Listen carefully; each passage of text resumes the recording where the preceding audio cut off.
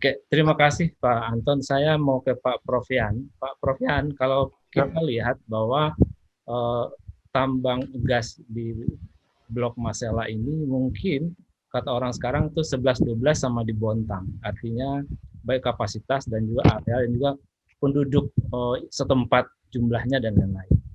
Nah, menurut Pak Yan, barangkali bisa di-share bahwa kita berkaca ke dari Bontang sehingga bisa berfungsi dengan baik sekarang. Apakah hal-hal apa yang menjadi kunci yang perlu kita perhatikan? Bahwa satu tadi bahwa concern pemerintah bahwa 70% worker itu berasal dari masyarakat Maluku sendiri. 70% itu jumlah yang sangat besar. Kalau 30.000 berarti 21.000 tenaga yang skill. Artinya ini bukan pekerjaan yang uh, tidak skill, butuh pengetahuan, butuh profesional. Ada berbagai macam elemen yang masuk ke situ. Nah, apakah masyarakat Maluku sudah siap atau belum sampai ke situ? Yang kedua bahwa saat ini kita masih dalam tahap ini Pak Yan, bahwa tahap perencanaan, planning masih belum doing something lah gitu. Apa kira-kira yang mungkin kita aware jauh-jauh hari ini, Pak Prof? Silakan Pak Prof. ya, terima kasih Pak Irwan. Selamat sore Bapak-Bapak dan Ibu sekalian. Terima kasih buat kesempatannya. Pertama, tentu kalau kita membandingkan semata-mata gas dan industri, katakanlah gasnya ini dengan segala macam turunannya itu Bontang, Tangguh, dan masalah mungkin ya tadi analogi itu bisa dicari ya, dan kita bisa melakukan memodifikasi dan mengadaptasi katakanlah lesson learn yang sudah dilakukan baik di Bontang maupun di Tangguh. Tetapi ada banyak hal yang membedakan Bontang, Tangguh terhadap Masela ya. Pertama, letak geostrategis dari lapangan gas ini atau Masela Blok ini. Dia berbatasan di selatan dengan Australia dan di barat dengan Timor Leste. Artinya dia tentu tidak sekedar hanya lapangan penghasil gas, tetapi juga punya nilai-nilai geostrategis. Ya, jadi dalam hal ini tentu saja tadi kita mendengar bahwa rencananya onshore processing plant itu ada di Pulau Jambena dan khususnya nanti Saum Melaki juga akan menjadi satu potensial growth center di Indonesia Timur bahkan mungkin di Pasifik ya, tidak menutup kemungkinan. Jadi itu harus kita visikan gitu sekaligus. Juga kemarin kan kita membaca berita bahwa Menteri Kelautan, Menteri Bappenas juga mengunjungi Maluku, Siam Loki juga Ambon dalam konteks Maluku Lumbung Ikan Nasional. Jadi secara spasial, secara geostrategis dan geoekonomi, saya pikir ini harus dipikirkan sebagai satu sekaligus ya. Penyiapan katakanlah angkatan kerja, lapangan kerja dan sebagainya sebagai satu kesatuan. Plus tentu saja nanti ada industri turunan dan pariwisata dan sebagainya. Nah, jadi dalam hal itu saya khususnya mempunyai pandangan yang mungkin jelas saya tidak akan menambahkan apa yang disampaikan oleh Pak Latukonsina dan juga Pak Anton tadi. Tetapi kita coba melihat dalam konteks tadi geoekonomi dan geostrategis ya. Jadi di depan itu kita akan melihat bahwa Saum Melaki dan sekitarnya akan betul-betul harus kita upayakan dan kita dorong menjadi growth center di Pasifik, khususnya Pasifik Barat di sisi selatan. Apalagi itu juga mungkin juga kalau dari Australia ke timur jauh itu juga jalur yang terdekat ya dari sisi maritime gitu. Nah, jadi dari hal itu jelas berbeda ya nilai daripada Masela terhadap Tangguh dan juga terhadap Bontang misalnya. Di sisi lain, kita juga harus melihat bahwa Laut Banda itu tentu saja merupakan jantung dari Maluku, NTT, lalu kemudian Timor Leste, dan juga Papua dan Sulawesi Tenggara.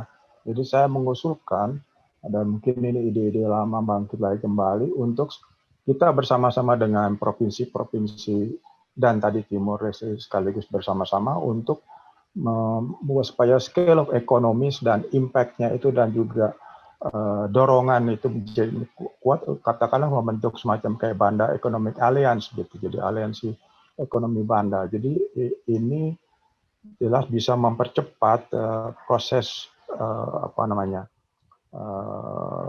mengurangi kesenjangan antara Maluku dengan provinsi-provinsi lain ya. Hal berikutnya mungkin perlu kita perhatikan bahwa apalagi sekarang dengan COVID ini kita bisa melihat gejala penurunan dari mobilitas, banyak industri transportasi, industri perhubungan udara juga menurun, termasuk juga adanya shifting dari fossil fuel ke listrik begitu. Jadi kita juga belum tahu dan mungkin barangkali nggak yakin apakah ke depan itu harga gas juga khususnya juga akan membaik begitu. Nah, jadi skenario waspada seperti ini perlu dipertimbangkan di dalam kita perencanaan lebih dari sekedar 5 tahun, barangkali 10 tahun, bahkan sampai dengan usia daripada Masela ini sampai dengan 2055 yang setidaknya sudah ada kontrak dengan Inpex tadi itu. Skenario ini dipertimbangkan dengan pemikiran bahwa artinya dunia akan oversupply dengan gas ya. Qatar saya kira juga sebagai produsen terbesar juga tentu akan berusaha mati-matian dengannya. Di sisi lain kita melihat bahwa Amerika dan Kanada juga sudah menemukan dengan shale gas itu. Jadi kita melihat competitiveness dari harga gas ini pun juga kalau kita melihat pada pasar dunia mungkin juga kita perlu berwaspada. Jadi saya belum bisa mengatakan bahwa ini adalah sunset industry, tetapi kita harus waspada terhadap hal itu. Berbeda tadi dengan Tangguh atau Bontang yang memang pada saat ini dikembangkan dan juga mungkin Train 3 di Tangguh ini dikembangkan itu juga masih di dalam asumsi-asumsi pertumbuhan pasar yang positif gitu ya. Nah, jadi ditambah dengan digital ekonomis dan sebagainya, maka saya kira kita perlu mempersiapkan skenario yang tambahan atau skenario kedua di samping mempersiapkan tenaga kerja, supply logistik, supply chain dan sebagainya, adalah bagaimana kita secepatnya menggunakan potensi leveraging dari khususnya Maluku ini secepat-cepatnya untuk mengkonversi tadi itu revenues yang kita dapatkan dari gas itu menjadi human capital gitu. Terutama tentu saja melalui training, pendidikan dan sebagainya yang memang untuk memenuhi kebutuhan pasar sekarang, tetapi saya ingin mengangkat satu pelajaran katakanlah dari UAE atau Qatar dan sebagainya di mana mereka menggunakan revenues dan sebagainya itu dari minyak ya untuk betul-betul dia menjadi financial hub gitu, bahkan offshore banking dan sebagainya, sehingga kita bisa melihat ke depan bahwa Maluku khususnya dan lebih khusus barangkali Saum Laki dan sekitarnya itu betul-betul menjadi magnet, menjadi Singapura in the East begitu, atau seperti ini kan Singapura juga nggak punya apa-apa. Nah, tapi dia menggunakan lokasi geostrategis ini plus dan kita punya modal yaitu dari natural resources, dari ikan, dari minyak dan gas tadi itu, belum lagi yang nanti akan kita kembangkan tadi sampaikan oleh Pak Musala misalnya. Saya pikir itu strategi besar kita adalah bahwa posisi-posisi puncak di katakanlah bukan hanya di perminyakan tetapi pada financial industries tadi itu justru katakanlah diduduki oleh putra-putri Maluku seperti halnya yang terjadi di misalnya katakanlah di Abu Dhabi dan sebagainya. Jadi pekerja itu boleh saja dari luar Maluku atau dari luar Indonesia, tetapi posisi-posisi menentukan CEOs dan kepemilikan dan sebagainya itu justru berada di katakanlah Maluku dan juga di putra-putri dari Maluku. Mungkin barangkali secara umum komentar saya begitu dulu Pak Irwan. Masih ada lagi beberapa mungkin nanti tergantung dari diskusi kita. Terima kasih Pak. Terima kasih. Saya ke Bung Semi dulu. Bung Semi, kita lihat bahwa dari berbagai penjelasan dari Pak Anton maupun Pak Salam bahwa ini ada pergerakan besar yang akan terjadi terkait dengan blok Masela. Proyek besar yang juga bisa mengubah habit orang Maluku yang selama ini barangkali masih sebagai besar itu adalah sebagai nelayan maupun petani menjadi pekerja-pekerja industri perminyakan seperti ini. Nah, poin saya adalah bagaimana merubah habit aja, planning sebenarnya seperti apa gitu. Artinya kalau kita mendengar tadi belum jelas, kita melihat bahwa clear-nya itu sampai hari ini belum ada gitu. Masih menunggu direksi dari pusat dan lain-lain. Poin saya adalah apakah perlu supporting daripada berbagai elemen masyarakat Maluku yang mempercepat proses ini, karena proses pendidikan bukannya 1-2 tahun, itu bertahun-tahun. Karena 2027 bukannya cepat, itu sudah sangat dekat sekali. Kalau kita bicara tentang kesiapan pendidikan, mungkin dari 30 orang yang kita siapkan, mungkin belum tentu 50%-nya juga bisa masuk sebagai kualifikasi nantinya. Kita harus memposisikan ini sebagai pekerjaan yang harus secara profesional pengolahannya. Nah, mungkin itu Bung Semi punya pandangan apa, Bung? Silakan. Baik, Bung Irwan, sependapat dengan Kepala Bapeda. Terima kasih untuk inisiasi alumni yang luar biasa. Forum-forum ini sangat penting.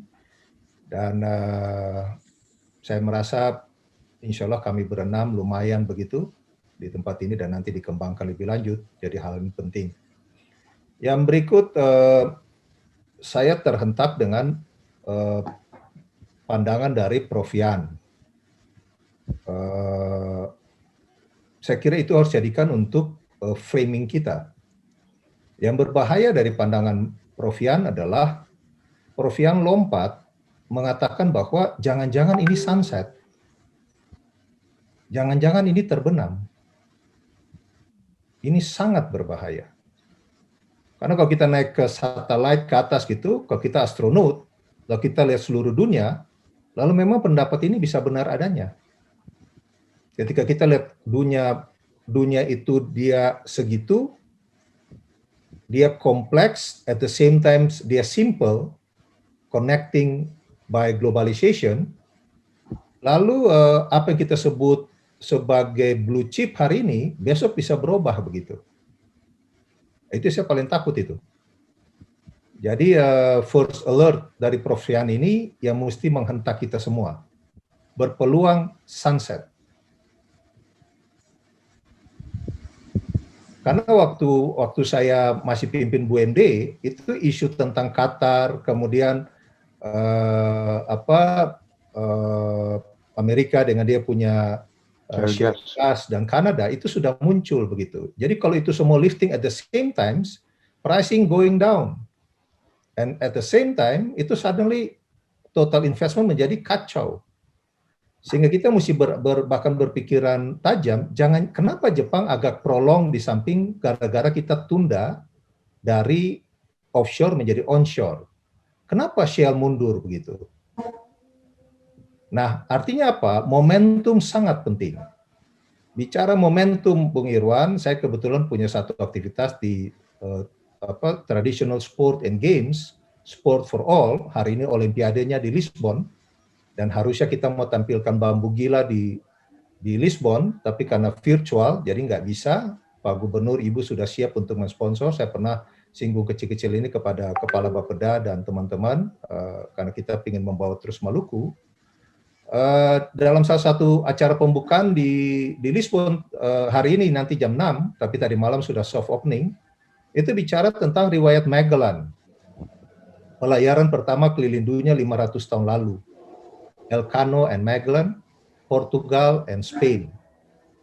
Yang repot adalah, saya pikir dia bercerita tentang Portugal ke Maluku, seperti beberapa bulan ini mereka kapalnya berlayar sampai ke Maluku Utara. Saya bagian dari Kemlu ikut inisiasi forum itu, karena kita mau bikin Spice Road dan macam-macam. Dia langsung lompat, bicara Magellan, dia talking langsung directly connected to NASA, dan bicara tentang the next 5 years, we will be in Mars, for example. Dia bicara tentang universe. Jadi saya waktu itu mau agak sombong sedikit dengan acara tadi malam untuk cari connectingnya dengan 500 tahun. Mereka berlayar ke Banda, dan segala macam, itu dia lompat. Artinya apa? Yang kita sebut sebagai isu, bagi mereka udah pindah begitu. Nah, paling tidak dalam konteks Maluku kita ada punya 3 momentum isu sekedar recollect our memory. Isu pertama, globalisasi bicara tentang rempah. Pertanyaannya, hari ini kita mengelola rempah seperti apa? Sejauh mana sharing kita dalam konteks rempah cukup signifikan. Kedua, lompatan dari rempah pindah ke perikanan. Saya masih ingat, saya masih kecil di Ambon itu kita sudah dengar Tofiko, saya pemain tenis meja, pembinanya itu Pak Hadi Budoyo. Hadi Budoyo itu bergerak di bidang ikan, sehingga kita punya tenis meja dan boxing cukup lumayan. Ya Bapak Ibu ya, kita masih ingat saya Ibu Karmite dulu latih tenis meja. Nah itu juga agak kita belum tangkap secara all out yang tadi Prof. Yan sampaikan tentang perikanan itu. Ya moga-moga sekarang akan Pak Gubernur lagi all out, Bapeda lagi all out, Pak Prof bantu semua. Moga-moga link ini bisa jalan. Nah yang ketiga adalah kita masuk sekarang dalam era migas. Jadi ada 3 momentum dan semua bisa berpretensi atau berkonten global begitu ya. Semua punya pricing global. Rempah punya pricing global, kemudian ikan punya pricing global, migas punya pricing global. Prof. Yan hari ini transfer satu lagi buat kita. Jemput abad Indo-Pasifik yang Indonesia sedang inisiasi. Jadi 4 momentum ini, finally the last one, this is all mostly talking about the human resources capacity. Udah nggak lagi bicara sumber daya alam itu udahlah. Itu ibarat hidup masih berpikiran tentang warisan orang tua gitu ya. It must be talking about the capacity begitu loh Pak. Nah, jadi kita mesti lompat-lompat. Kita baru di staging ini, mereka udah lompat lagi. Dunia udah lompat lagi gitu loh Pak. Nah, ini akselerasinya seperti apa?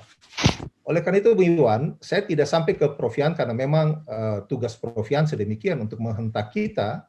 Saya sharing screen sedikit sedikit gambaran saya tentang untuk diskusi kita sore hari ini. Paling tidak ada 7 aspek yang saya lihat bahwa kiranya bisa menjadi overall sedikit tentang bicara masalah momentum strategis akselerasi Maluku. Walaupun saya berterima kasih sore ini pertama kali saya mendengar hentakan Prof. Yan, hati-hati jangan sampai sunset, bicara outspoken seperti itu gitu loh Pak. Nah, saya pakai kata strategik supaya mengimbangi sedikit Prof. Yan punya sunset. Moga-moga sunsetnya masih ditunda untuk saturated-nya itu kita masih bisa nikmati masalahnya. Nah, paling tidak ini cuma gambaran umum saja. Paling tidak ada 7 aspek yang saya lihat. Kalau kita mau pendekatan tadi disampaikan oleh Pak Dirut, Pak Bapeda itu punya perencanaan semua sudah ada. Saya sekian kali mengikuti Pak Bapeda punya paparan dan teman-teman itu bagus betul. Finally, we have to start that this is talking about the sumber daya alam. Dan ini ada batasnya Pak. Batas baik dalam konteks pemanfaatan dan atau nilai keekonomian dan macam-macam. Jadi momentum sangat penting. Maka saya pakai di atas momentum strategik. Kalau momentum tidak dipakai dia lewat lagi. Nah SDA ini ada punya hukum besi. Nah, nanti Pak Prof dan Pak Dirut, Pak Acu sampaikan hukum besinya apa. Salah satu hukum besi daripada migas yaitu yang repot apalagi pada situasi krisis pada waktu sekarang yaitu high risk. Kemudian high technology, kayak tadi Pak Dirut mengatakan udah masuk ke Bandasi, it must be high technology. Lalu kemudian high cost, dan adalah long term. Semua itu kalau tidak dikelola baik, kita Maluku nggak grab dia begitu. Dia tidak di tangan kita. Dia tidak ada di tangan kita selain cuma mengatakan bahwa ini milik kita di wilayah kita. High risk, bicara tentang SDM, kemudian high tech, kita mesti bawa dari mana-mana. High cost, kita mesti cari uang dari mana-mana. Nanti setelah ini Pak Dirut akan mengatakan uang untuk ambil 10%. Setelah due diligence itu uangnya akan datang dari mana. Lalu kemudian dia akan long term investment dan long term industry, makanya sampai dengan 2055. Selalu kelipatan 30 tahun kalau minta perpanjang.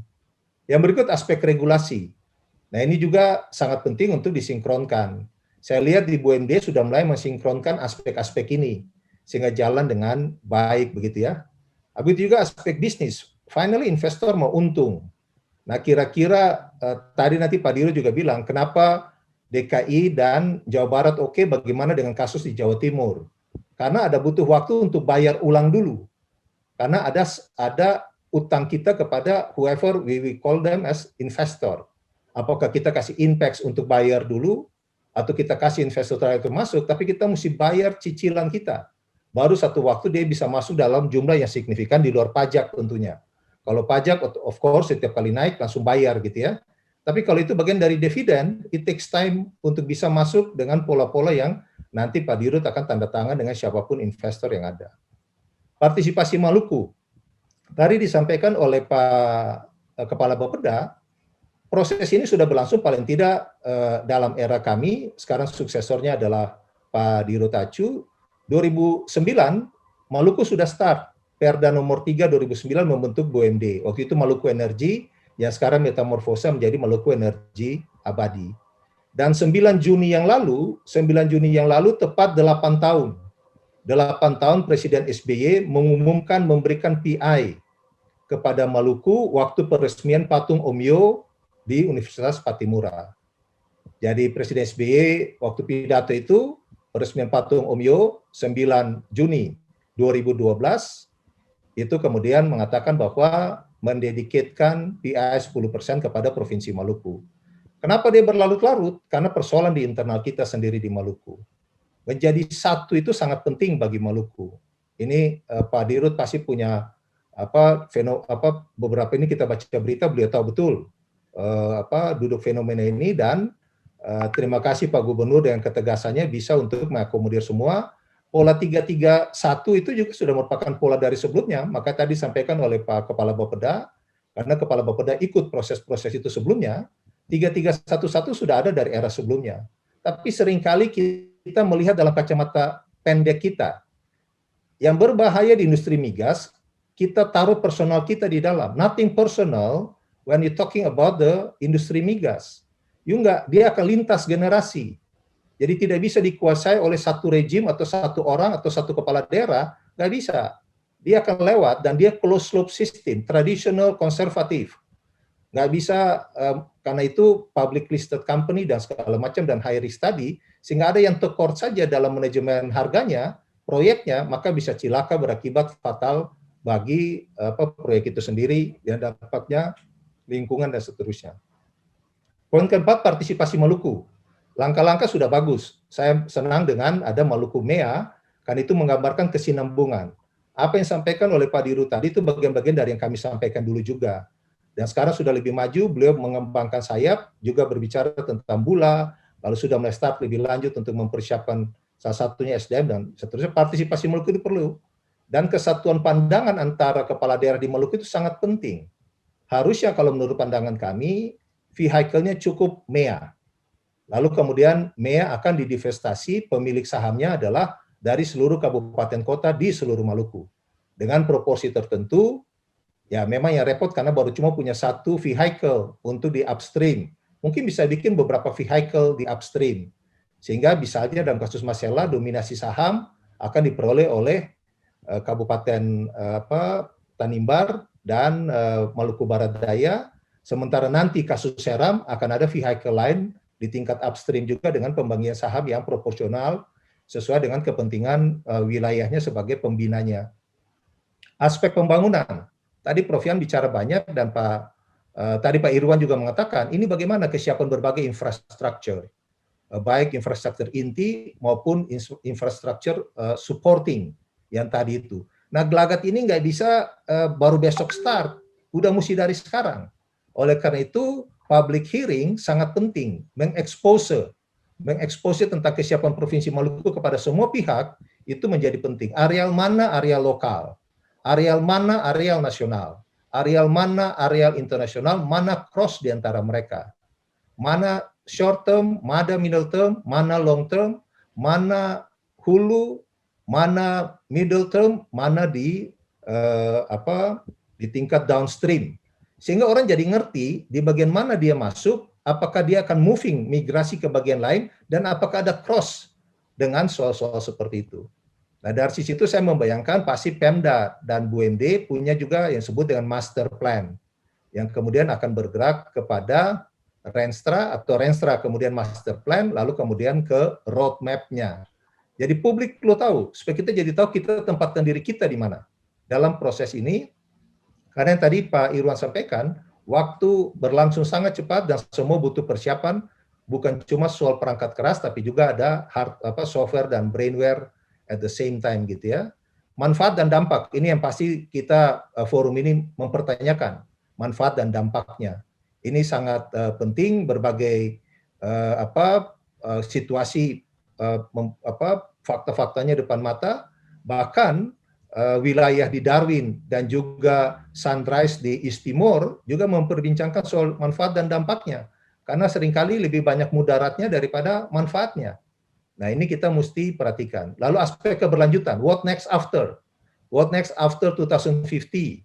Apakah dari sekarang ada transfer berpikiran seperti itu? Hanya dengan cara ini, lalu kemudian Maluku bisa seperti yang Prof. Yan bayangkan, menjadi Singapura dalam bentuk lain, menjadi Hong Kong dalam bentuk lain, atau menjadi Uni Emirat Arab pada bentuk yang lain. Saya kira saya mungkin sampai di situ dulu, Pak Irwan. Beberapa hal hanya untuk trigger up proses kita pada diskusi yang sangat baik pada sore hari ini. Terima kasih, Bung Irwan. Terima kasih, Bung Semi. Sebelum saya ke Ibu Syane, saya mau ke Pak Yan sebentar. Pak Yan, tadi telah sama-sama kita dengar bahwa apa yang Pak Yan aware atau alertkan bahwa lalu ditambahkan dari Bung Semi bahwa bakal ada sunset. Saya kebetulan orang yang bergerak puluhan tahun di bidang industri dengan orang Jepang, itu proses pertama yang harus sangat kuat adalah studi kelayakan.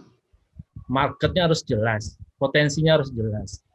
Lalu baru ke tahap planningnya. Kalau sekarang kita berbicara bahwa bagaimana nanti sunset, itu kan berbicara mundur jauh ke sebelumnya, 10 tahun atau 5 tahun yang lalu. Gitu.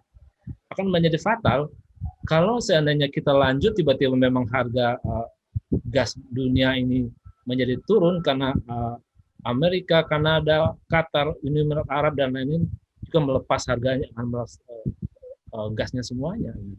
Nah, poin saya adalah bagaimana studi kelayakan sebenarnya secara nasional, karena yang kita dengar juga di Natuna juga potensinya juga besar. Di Kalimantan masih ada berapa juga yang masih sangat besar yang belum digarap. Nah, ini yang kita melihat merefernya untuk Maluku gitu, di mana posisi Maluku yang mengambil posisi ini gitu, sehingga sekarang harus dilakukan start produksi untuk persiapan buat blok masalah ini. Pak Yan. Ya, jadi secara umum begini, saya bisa mengatakan rezim planning kita adalah deterministik begitu, bukan probabilistik. Ya, jadi proyeksi-proyeksinya kita lihat misalnya RUEN atau energy mix dan sebagainya, itu semua umumnya adalah deterministik begitu. Jadi karena itu kalau kita lihat berita-berita mengenai gas aja lah begitu ya. Jadi proyeksinya ini nanti ditambahkan dengan tangguh sekian dan sebagainya sehingga Indonesia punya potensi sekian gitu dan pembeli dari sini. Dan itu memang terrefleksi betul dengan baik ya di perencanaan yang disampaikan oleh Bapak Direktur MEA dan juga Kepala Bapeda lebih spesifik lagi.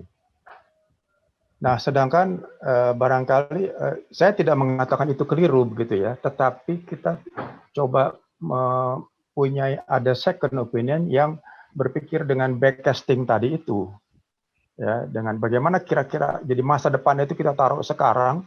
Kira-kira tahun 2030, apalagi sekarang kan kita lihat juga perbankan dunia juga sudah agak berkurang keinginan dan bahkan keseriusan untuk membiayai proyek-proyek yang PLTI misalnya yang berbasis fossil fuel, apalagi batu bara dan sebagainya. Dan ini kan walaupun kita bisa mengatakan bahwa gas adalah jauh lebih bersih daripada batu bara dan PLTD misalnya. Jadi nah ini ditambah juga dengan skenario dari climate change yang mengatakan bahwa yang terakhir kita dengar itu bahkan mungkin proyeksi kenaikan sehingga 1,5 derajat itu nggak perlu tunggu 2030, mungkin 5 tahun lagi sudah tercapai. Nah ini nanti kita lihat. Maksud saya belum sempat menelaah lebih jauh gitu posisi Masela atau posisi gas di dalam proyeksi energi mix kita ke depan, yang karena saya lebih memperhatikan pada renewable energy ya, itu pun juga terengah-engah dan mungkin juga nggak tercapai 23% renewable energy kita pada tahun 2025 misalnya begitu. Karena apa ya, yang paling mudah sekarang adalah dengan solar panel begitu ya. Boro-boro kita produksi 1 gigawatt aja juga belum ada gitu ya. Dan yang lebih ironi lagi kan, produksi dalam negeri untuk solar panel lebih mahal daripada impor gitu misalnya. Nah, jadi ini dorongan untuk being green gitu, which is tentu saja ini juga global industries ya. Ini tentu sekarang sedang berpacu begitu Pak ya dengan ini. Nah, kondisi COVID ini seolah-olah seperti merupakan apa namanya impuls gitu buat gerakan-gerakan green tadi itu ya. Apalagi kita lihat Garuda juga sudah diambang bangkrut, banyak sekali industri airline kita juga demikian. Nah, walaupun mungkin kita bisa berapa persen sih kontribusi terhadap industri gas dunia, tetapi momen-momen itu, momentum yang seperti disampaikan oleh Pak Ambasador Samuel tadi itu, ini bisa mempengaruhi psikologi dari pasar begitu Pak.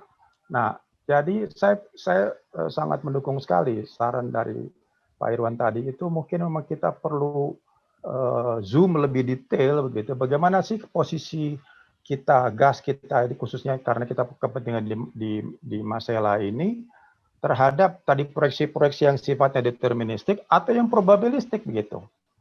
Nah, ini yang saya pikir mungkin menjadi challenge buat kita karena memang kita sudah terbiasa dengan proyeksi-proyeksi perencanaan yang sifatnya deterministik tadi itu, yang linier dan sebagainya. Mungkin itu Pak tidak menjawab persis, tetapi kira-kira barangkali arahnya ke situ Pak. Terima kasih Pak Yan. Saya mau ke Ibu Syane dulu. Bu Syane, barangkali kita tadi berbicara dalam sistem tentang proyeknya, orang-orangnya, tetapi sebenarnya ada bagian masyarakat yang pasti terusik dengan proyek besar ini. Terusik dalam arti bahwa yang selama ini mereka punya area harus digusur atau pindah, walaupun tanda kutipnya nanti berganti untung dan lain-lain, tapi itu adalah ada transformasi yang terjadi di masyarakat. Baik masalah area pertanian maupun area tempat tinggal mereka yang nanti bagian daripada area industri, maupun area mata pencaharian mereka kalau mereka nelayan yang tersiap bagian daripada proyek ini. Nah, ini belum lagi juga problem dari masyarakat bawah adalah banyaknya begitu banyak pendatang dengan kemampuan ekonomi yang jauh lebih baik daripada pendatang daripada masyarakat lokal sendiri. Itu bisa menjadikan jangan sampai terjadi kecemburuan lah, artinya bisa menjadikan apa sebenarnya harus kita lakukan supaya masyarakat lokal itu bisa menerima dan juga merasa bahwa ini adalah bagian daripada untuk mereka gitu. Mereka harus merasa bahwa ini proyek ini buat mereka dan untuk kemajuan mereka. Artinya bahwa masyarakat pun juga harus mendapatkan manfaatnya juga, walaupun secara langsung mereka tidak terlibat dalam proyek ini karena memang terkait dengan ada skill dan juga ada pendidikan dan lain-lain. Tetapi supporting apa yang harusnya kita berikan, atau pengertian apa, atau pendampingan apa yang bisa kita berikan supaya proses ini berjalan mulus di tengah-tengah masyarakat begitu. Silakan Bu Syane. Terima kasih Pak Irwan. Selamat sore Bapak-bapak semua. Terima kasih. Pertama-tama saya ingin mengapresiasi apa yang sudah disampaikan oleh Bapak-bapak, dan saya ingin melanjutkan tentang pentingnya keyakinan bahwa ada perubahan paradigma dalam pengelolaan migas. Jadi saya pikir itu terlihat langsung dari pengarahan Presiden Jokowi pada tanggal 23 Maret tahun 2016 ketika mempersiapkan pembentukan SKK migas ya. Jadi paradigma migas pengelolaannya yang dilihat sebagai komoditas itu sekarang berubah, di mana energi bukan sebagai komoditas tapi energi sebagai lokomotif dari pertumbuhan ekonomi dan pengembangan wilayah. Nah, ini sangat menarik karena nanti akan menjawab apa yang dilihat oleh Profesor Yan, bagaimana pentingnya visi makro dan keyakinan bahwa persoalan-persoalan global ada di Mansela dalam proyek ini yang harus disiasati dan dibahas secara komprehensif. Nah, saya pikir misalkan contoh ya, dalam beberapa bulan akan ada pembebasan lahan. Nah, kasus pembebasan lahan dari 27 kilometer ya, dari luas lahan di saya pikir itu di Nustual ya, di Yambena, di mana kilang minyak akan diletakkan di situ. Nah, pembebasan lahan ini mungkin harus didekati dengan menghadirkan konteks global di mana concern Maluku, kepulauan Maluku sebagai pulau-pulau terpencil dan di pesisir itu harus mendapat perhatian, sehingga pembebasan lahan itu dikaitkan dengan bagaimana revenue dari kompensasi lahan bisa digunakan membangun rumah yang siap untuk menghadapi kenaikan sea level seperti itu ya, jadi air laut. Nah, salah satu pendekatan yang komprehensif untuk bisa jadi antisipasi bagaimana Maluku ke depan akan menjadi pusat pembelajaran terhadap persoalan global climate change ya yang dihadapi oleh dunia saat ini ya. Jadi fokus Maluku yang sudah lama dibahas, diperbincangkan tentang studi oceanologi, kelautan, itu lebih spesifik terhadap persoalan climate change tadi. Nah, karena ini menjadi satu perspektif di mana energi pengolahannya bukan sebagai komoditas, konsentrasi perhatian pada pekerja itu harus juga diperlebar, bukan hanya pada pekerja, tetapi pada persoalan-persoalan yang ada memberikan dampak kepada masyarakat di sekitar. Nah, termasuk juga masyarakat yang di dalam pengembangan wilayah harus dilibatkan sebagai partisipatif ya, yang terlibat dalam pembangunan itu sendiri. Jadi saya sangat mendukung atau mendorong Bapeda untuk bisa mengintegrasi, tadi sudah ada penjelasan dari Pak Anton, bagaimana kerjasama antar lembaga atau departemen, tetapi meletakkan perspektif dan persoalan Maluku di dalam kesempatan untuk eksplorasi dan eksploitasi Blok Masela ini secara utuh dengan upaya untuk menggerakkan masyarakat ini harus dibangun secara bersama supaya akan keluar keunikan Maluku ya. Jadi kalau energi bukan sebagai komoditi tetapi lokomotif penggerak ekonomi, maka ada pembelajaran yang bisa dilanjutkan sesudah harga gas turun, atau saya juga masih meragukan kalau harga gas turun, karena sebenarnya Blok Masela diharapkan bisa menambah cadangan gas nasional ya. Jadi kebutuhan sampai sekarang kita masih impor gas. Jadi ini salah satu kesempatan untuk kita menggunakan harga jual yang masih tinggi, tetapi juga dengan perspektif paradigma yang berbeda, yang tidak melihat komoditas, tetapi mendorong pergerakan ekonominya. Nah, strategi lain yang juga bisa dibahas oleh Bapeda adalah kerjasama antara institusi itu harus bisa mendorong masyarakat untuk merencanakan program-program bersama di tingkat desa. Dengan adanya undang-undang desa, ini sangat tepat sekali untuk mendorong proses perencanaan penganggaran berbasis partisipatif dari bawah dan melihat apa kebutuhan mereka, termasuk juga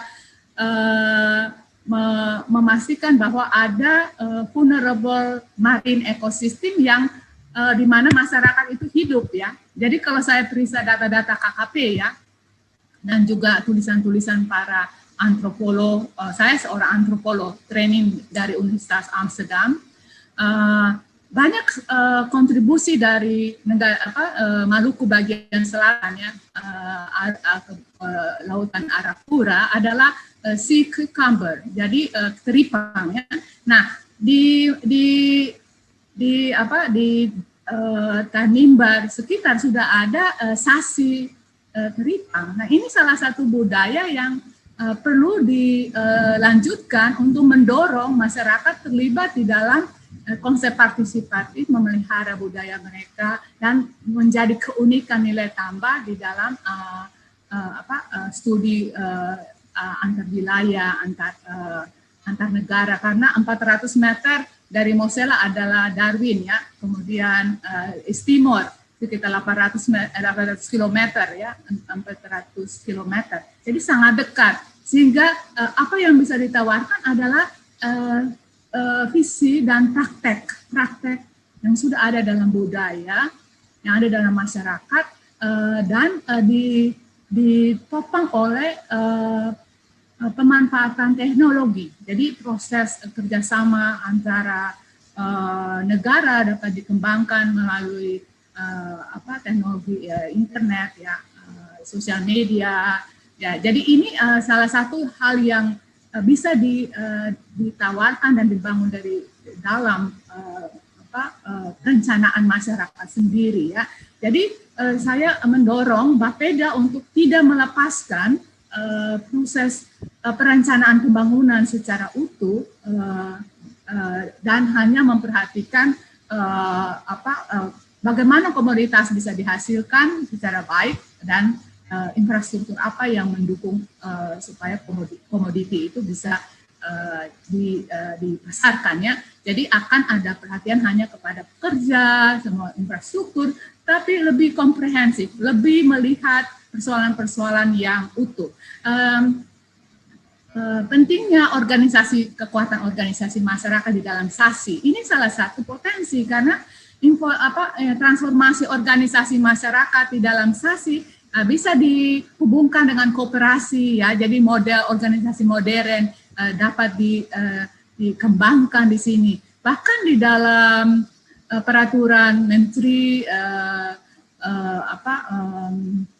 SDM memungkinkan kooperasi untuk terlibat di dalam pengolahan migas ya. Tapi bagaimana dari pengolahan migasnya itu yang bisa didorong ya. Jadi ada kegiatan hulu, ada kegiatan hilir. Nah, dengan adanya Tual sebagai onsor yang ditetapkan oleh pemerintah, akan ada banyak kegiatan hilir yang bisa didorong untuk masyarakat terlibat. Disinilah prinsip kerjasama di dalam kebudaya, dalam praktek-praktek seperti SASI itu bisa dikembangkan lebih lanjut untuk membangun organisasi modern masyarakat berbasis di dalam praktek-praktek yang ada tersedia di dalam aturan pemerintah seperti koperasi ya.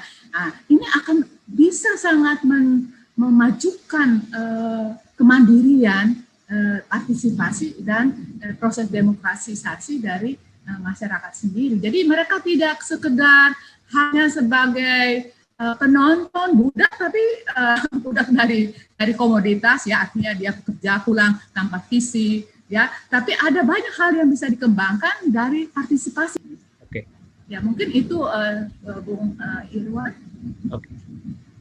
Terima kasih. Yang ada adalah pendekatan-pendekatan yang kita lakukan berdasarkan apa yang terjadi sebelumnya.